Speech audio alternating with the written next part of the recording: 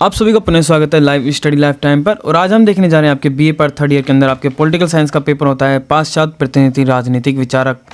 इसका काफ़ी अच्छे क्वेश्चन बनते हैं और एमसीक्यू यानी कि ऑब्जेक्ट टाइप क्वेश्चन आज हम देखने वाले हैं, जो कि मोस्ट क्वेश्चनों का आज हम देखने वाले हैं। 30 क्वेश्चन होने वाले हैं ये, और इनमें से काफ़ी क्वेश्चन आपको एग्जाम के अंदर देखने को डिट्टो देखने को मिल जाएंगे। ठीक है, तो ये क्वेश्चन ऐसे कोई पर्सनल किसी यूनिवर्सिटी के लिए नहीं है, ये सभी यूनिवर्सिटी के लिए। अगर आपके पाश्चात्य प्रतिनिधि राजनीतिक विचारक के पेपर लगता है आपका, तो ये उस पेपर के लिए उपयोगी सभी महत्वपूर्ण प्रश्न हैं।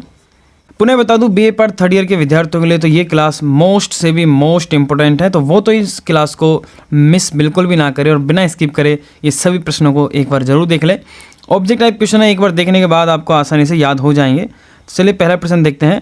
देखिए, किसका मानना था कि मध्य वर्ग का शासन सबसे स्थायी होता है? ऑप्शन आपके पास 4 हैं, मार्क्स, लॉक, अरस्तु या फिर मिल। तो सीधा सिंपल उत्तर रह जाएगा अरस्तु। अरस्तु का ये मानना था। ठीक है, आपको बस कुछ नहीं है, इस वीडियो को बिना स्किप किए देखते जाना है। जो भी क्वेश्चन आपको याद हो जाएंगे ऑटोमेटिक, जो आपके एग्जाम में क्वेश्चन आएंगे तो आप ऑटोमेटिक टिक कर देंगे और आपका राइट आंसर हो जाएगा और आप अच्छे अंक से पास भी हो जाएंगे। अगला प्रश्न देखिए, कार्ल मार्क्स के अनुसार राज्य की परिभाषा कुछ इस प्रकार से 4 ऑप्शन है हमारे पास। गरीबों के शोषण का स्थायी अभिकरण है, एक वर्ग संगठन है जिसे विलुप्त होना पड़ेगा, गरीबों के शोषण का अंत करने वाली स्थायी अभिकरण है, या फिर सामाजिक समझौते का परिणाम है। ये कार्ल मार्क्स के अनुसार पूछ रहा है राज्य का क्या मतलब है या फिर परिभाषा। तो इसका राइट आंसर हो जाएगा आपका वह एक वर्ग संगठन है जिसे विलुप्त होना पड़ेगा। ये कार्ल मार्क्स के आपके वचन थे, या फिर इसे आप वाणी भी कह सकते हैं। मध्ययुग का अरस्तु किसे कहा जाता है? अरस्तु को, लोक को, या फिर मार्सिलियो, या फिर एक्विनास को? ये पूछ रहा है मध्ययुग का अरस्तु। तो सिंपल सी बात है, एक्विनास को कहा जाता था। अगला प्रश्न आता है हमारा चौथा। लोक को, छोड़ो इसको जूम कर देता हूँ ताकि आपको अच्छे से दिखाई दे। लोक को किसका जनक कहा जाता है? निरंकुशवाद का, उदारवाद का, समाजवाद का, या फिर साम्यवाद का? ये सभी प्रश्न आपको हल्के में मत लेना। ये ऑब्जेक्ट टाइप क्वेश्चन आपके निबंधात्मक क्वेश्चनों में भी आपकी हेल्प कर सकते हैं, अगर आपको थोड़ा बहुत भी अगर इनसे सहायता मिलती है तो। ऑप्शन 4 हमारे पास थे, निरंकुशवाद, उदारवाद, या फिर समाजवाद, या फिर साम्यवाद। लोक का किसका जनक था पूछ रहा है चारों में से। तो आप सभी को पता है उदारवाद का जनक था वो, टिक कर देना उदारवाद पे अगर पेपर में आ जाए तो। निम्नलिखित में से किसने राजनीति को धर्म और नैतिकता से पृथक किया था? प्लूटो ने, मील ने, मैकियावेली ने, या फिर होब्स ने? बहुत अच्छा प्रश्न है, आने वाला प्रश्न भी लग रहा है ये। तो मैकियावेली ने किया था, याद रखिएगा। ठीक है, अगला प्रश्न देखते हैं। 6ठे और 7वें क्वेश्चन में आपके थोड़ी मिस्टेक है प्रश्न में, इसलिए अगला प्रश्न देखते हैं 8वां। प्राकृतिक अवस्था शांति, सद्भावना, परस्पर सहयोग और सुरक्षा की अवस्था थी, यह विचार प्रतिपादित किया था? होब्स ने, लोक ने, एक्विनास ने, या फिर बेंथम ने? ऐसा प्रश्न आ जाए डिट्टो आपको देखने को मिल जाए परीक्षा में, तो बस आपको करना कुछ नहीं। जैसे मैं यहाँ पर टिक कर रहा हूँ लोक, तो बस आपको ऐसे टिक कर देना है पेपर में। आपके 2 अंक के आते हैं, 2 अंक का आ सकता है, 1 अंक का आ सकता है, कितने भी। अलग अलग यूनिवर्सिटी में अलग अलग नंबर से क्वेश्चन को तैयार किया जाता है, फिक्स नहीं होता हर यूनिवर्सिटी का कि हाँ हर यूनिवर्सिटी में 2 नंबर का दें या फिर 1 नंबर का दें। ठीक है, तो इसलिए विद्यार्थी ज़्यादा परेशान ना होए, पर क्वेश्चन आप सभी के लिए इंपॉर्टेंट है। ठीक है, अरस्तु ने दास्ता कितने प्रकार की बताई है? 2, 4, 3 या फिर 1? बहुत अच्छा प्रश्न है, बता देना हमेशा अगर पेपर में आ जाता है। 2 तरह की बताइए। ठीक है, अगला प्रश्न है, बेंथम के उपयोगितावाद सिद्धांत में किसने सुधार किए? J.S. मील ने, कार्ल मार्क्स ने, होब्स ने, या फिर हिंगल ने? तो इसका राइट आंसर आपका J.S. मील ने किया था, याद रखिएगा। ठीक है, अगला प्रश्न आता है हमारा 11वां। सुखवादी मापक यंत्र विकास किसने किया था? J.S. मील ने, बेंथम ने, होब्स ने, या फिर हिंगल ने? बस आपको थोड़ा सा याद रख लेना है भाई, सुखवादी मापक यंत्र का विकास किसने किया था। ठीक है, पेपर में आ जाए तो झट देने से टिक कर देना है, बेंथम ने किया था। ठीक है, बेंथम कनेक्टेड सुखवादी मापक यंत्र, ऐसे बस आपको शब्दों को कनेक्ट करना है। ठीक है, अगला प्रश्न ध्यानपूर्वक पढ़ेगा। मैं अपने शासन का अधिकार इस व्यक्ति को या व्यक्तियों के समूह को इस शर्त पर सौंप सकता हूं कि आप भी अपने शासन का अधिकार इसी प्रकार सौंप देंगे, यह विचार किसके हैं? अब इतना बड़ा वाक्य आ जाए तो ऑटोमेटिक आपको याद है भाई इतना बड़ा वाक्य किसने कहा था। 4 ऑप्शन हमारे पास, रूसो, लोक, होब्स, या फिर प्लूटो। तो आपको राइट आंसर दे देना है। ठीक है, होब्स। ठीक है, अब पेपर में आ जाए तो आपको डायरेक्ट होब्स इसका राइट आंसर हो जाएगा, याद हो जाएगा, इतनी बड़ी लाइन है।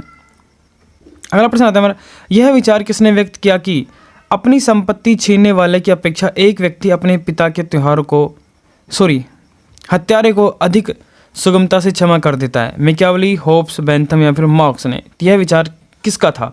बहुत अच्छा प्रश्न है, पेपर में आ सकता है डिट्टो, तो याद रखना मैकियावेली ने, ठीक है। अगला प्रश्न देखिए, सामान्य इच्छा वह इच्छा है जो सभी की होती है तथा सभी पर लागू होती है। मतदाताओं की संख्या के बजाय उनको संयुक्त करने वाला सार्वजनिक हित ही इसे सामान्य बनाता है। ये विचार किसने दिए थे? पुनः पढ़ेंगे एक बार। सामान्य इच्छा वह इच्छा है जो सभी की होती है तथा सभी पर लागू होती है। मतदाताओं की संख्या के बजाय उनको संयुक्त करने वाली सार्वजनिक हित ही इसे मान्यता बनाता है। यह विचार किसके थे? हॉब्स के, लॉक के, मैकियावेली के या फिर रूसो के? बहुत अच्छा प्रश्न है, तो याद रखिएगा ये विचार रूसो के थे। इस तरह के विचार वाले क्वेश्चन आ गए तो आपको एक दो बार वीडियो को देख लेना है, आप ऑटोमेटिक टिक कर देंगे। कम से कम 10 नंबर का मैटर हो रहा है ये। दार्शनिक राजा के शासन से प्लेटो का तात्पर्य है विधि का शासन, राजा का शासन, विधि विहीन शासन या फिर विवेक का शासन। ये तो मोस्ट लगा लो आप, विवेक का शासन इसका राइट आंसर होगा। ऑप्शन नंबर 2 याद रखिएगा, क्या? विवेक का शासन।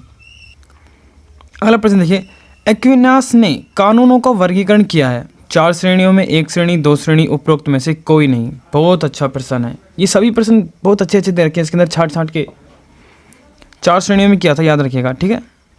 मैं इसको इरेज कर देता हूँ, हाँ 4 श्रेणियों में किया था। अगला प्रश्न देखिए, एक संतुष्ट शुक्र की अपेक्षा एक असंतुष्ट मनुष्य होना अधिक अच्छा, यह कहा है? बहुत अच्छा प्रश्न है, याद रखिएगा। कार्ल मार्क्स ने, J.S. मिल ने, जॉन लॉक ने या फिर होब्स ने? तो ये कहा था आपके J.S. मिल ने। अगला प्रश्न देखिए, मार्क्स किस व्यक्ति से बहुत अधिक प्रभावित थे? ये प्रश्न भी मोस्ट लगा लो। Bentham, हिंगल, T.H. ग्रीन या फिर उपरोक्त में से कोई नहीं? तो वो जो सबसे ज़्यादा प्रभावित थे ना, वो आपके हिंगल से थे, ठीक है, याद रखिएगा। लास्ट की जिस विचारधारा से संबंधित है वह है आदर्शवाद, उपयोगितावाद, बहुलवाद या फिर समाजवाद? बहुत अच्छा प्रश्न है, इसका राइट आंसर होगा बहुलवाद, ठीक है। अगला प्रश्न आता है, ऑन लिबर्टी पुस्तक के लेखक हैं पुस्तक का नाम पूछा जा सकता है, याद रखिएगा। प्लेटो, मार्क्स, अरस्तु या फिर J.S. मिल? ऑन लिबर्टी याद रखना, ठीक है। तो इसके थे J.S. मिल, ठीक है, याद रखिएगा। ऑन लिबर्टी के लेखक कौन है? J.S. मिल। अगला प्रश्न देखिए, मानवीय जीवन प्राकृतिक अवस्था में एकाकी, तुच्छ, जंगली और अल्प था कथन है? मैकियावेली का, बेंथम का, मार्क्स का या फिर थॉमस होब्स का? मानवीय जीवन प्राकृतिक अवस्था में यानी पहले एकाकी था, तुच्छ था, जंगली था, अल्प था, ये कथन किसके हैं? ये क्वेश्चन हमारा पूछ रहा है। ये कहा किसने था? तो थॉमस होब्स ने कहा था, याद रखिएगा। अगला प्रश्न देखिए, यह कथन किसका है कि मनुष्य स्वतंत्र उत्पन्न होता है और सर्वत्र वह जंजीरों में जकड़ा हुआ रहता है? रूसो का, होब्स का, लॉक का या फिर मैकियावेली का? किसका कथन थे? ये कथने वाले क्वेश्चन बहुत आते हैं आपके एग्जाम के अंदर, तो ये कथने वाले क्वेश्चनों को अधिक महत्व दें आप, ठीक है। रूसो इसका राइट आंसर होगा। अगला प्रश्न देखिए, अगला प्रश्न होता है, निम्न विचारों में से कौन अपने युग का शिशु माना जाता है, यानी किसे अपने युग का शिशु कहा जाता है? मैकियावेली को, अरस्तु को, मार्क्स को या फिर होब्स को? बहुत अच्छा प्रश्न है, अगर आपने पॉलिटिकल पढ़ी हो तो बहुत अच्छा। इस वर्ड को काफ़ी बार यूज किया जाता है कि मैकियावेली को अपने युग का शिशु कहा जाता है, इसलिए क्वेश्चन बहुत इंपॉर्टेंट है ये। अगला प्रश्न देखिए, निम्नलिखित में से किसने दास प्रथा का नैतिक आधार पर समर्थन किया था? अरस्तु ने, होब्स ने, प्लेटो ने या फिर मिल ने? यानी दास प्रथा का किसने समर्थन किया था? 4 ऑप्शन है आपके पास, अरस्तु, होब्स, प्लेटो या फिर मिल। अगर प्रश्न आ जाए तो बिना झिझके चेप देना अरस्तु, ठीक है, अरस्तु इसका राइट आंसर होगा। अगला प्रश्न देखिए, प्लूटो की लॉज है 8 खंडों की, 7 खंडों की, 12 खंडों की या फिर 14 खंडों की? तो ये आपकी थी 12 खंडों की, ठीक है, याद रखिएगा। ऑप्शन नंबर से इसका राइट आंसर होगा। 26वां क्वेश्चन है हमारा, मिल ने स्वतंत्रता को कितने भागों में वर्गीकृत किया था? 7, 5, 2 या फिर 4? बहुत अच्छा प्रश्न है, ये किया था 2 भागों में, ठीक है। ये फटाफट इसलिए करा रहा हूँ ताकि बस आपको ऑब्जेक्ट टाइप क्वेश्चन है, एक बार आपने देख लिया, परीक्षा में आया तो आप लगा दोगे सही निशान, कहीं नहीं जा रहा। ऑब्जेक्ट टाइप क्वेश्चन गलत होने की संभावना बहुत कम, अगर हम एक बार उन्हें पढ़ लेते हो। एक बार पढ़ लेने के बाद ऑप्शन टाइप जो ऑब्जेक्ट टाइप क्वेश्चन होते हैं वो गलत होने की संभावना बहुत कम होती है, क्योंकि ना आपको याद नहीं करना होता, बस थोड़ी सी थिंकिंग बनानी होती है। यह कथन किसके थे? देखिए अगला प्रश्न हमारा यह है, किसने कहा था? वो कथन वाला क्वेश्चन आ गया, अपने ऊपर, अपने स्वयं के शरीर एवं मस्तिष्क के ऊपर व्यक्ति संप्रभु है। बहुत अच्छा प्रश्न है, ये कथनों वाले है ना, इन्हें आपको ज़्यादा ध्यान रखना है। इसका राइट आंसर हो जाएगा आपका J.S. मिल। अगला प्रश्न आता है हमारा, उपयोगितावाद का जनक किसे माना जाता है? लॉक को, बेंथम को, मिल को या फिर लास्की को? बहुत अच्छा प्रश्न है, तो ये कहा था आपके बेंथम ने। किसने? बेंथम ने, याद रखिएगा। अगला प्रश्न आता है हमारा, कार्ल मार्क्स ने द्वंद्वात्मक पद्धति किससे ग्रहण की थी? हिंगल से, बेंथम से, मील से या फिर ग्रीन से? बहुत अच्छा प्रश्न है, ये आपके हिंगल से की थी, ठीक है, याद रखिएगा। और अगला प्रश्न है हमारा 30वां, औद्योगिक लोकतंत्र का विचार किसका है? मार्क्स का, हिंगल का, मील का या फिर लास्की का? तो ये आपका था लास्की का। अगर आपको ये क्वेश्चन अच्छे लग रहे हैं तो मेरे को कमेंट बॉक्स में कीजिएगा, इसका मैं सेकंड पार्ट में लेके आऊँगा, क्योंकि ये बहुत सारे क्वेश्चन है, ज़्यादा नहीं है, 125 प्रश्न है। 125 प्रश्न करने के बाद आपको ऑब्जेक्ट टाइप क्वेश्चन कहीं और से पढ़ने की आवश्यकता नहीं पड़ेगी। मुश्किल से हम इसके 3 या 4 पार्ट में इसे कंप्लीट कर देंगे, लेकिन आप कमेंट बॉक्स में करते हैं कमेंट तो मैं ज़रूर इसका सेकंड पार्ट लेके आऊँगा। तो कमेंट बॉक्स में जरूर कमेंट कीजिएगा, और आपको किस सब्जेक्ट से रिलेटेड मोस्ट ट्यूशन चाहिए वो भी मुझको कमेंट बॉक्स में कमेंट कीजिएगा, और बीए से रिलेटेड इसी तरह की और वीडियोज़ के लिए हमारे चैनल को सब्सक्राइब कर लीजिएगा। तो मिलते हैं नेक्स्ट वीडियो में, तब तक के लिए धन्यवाद।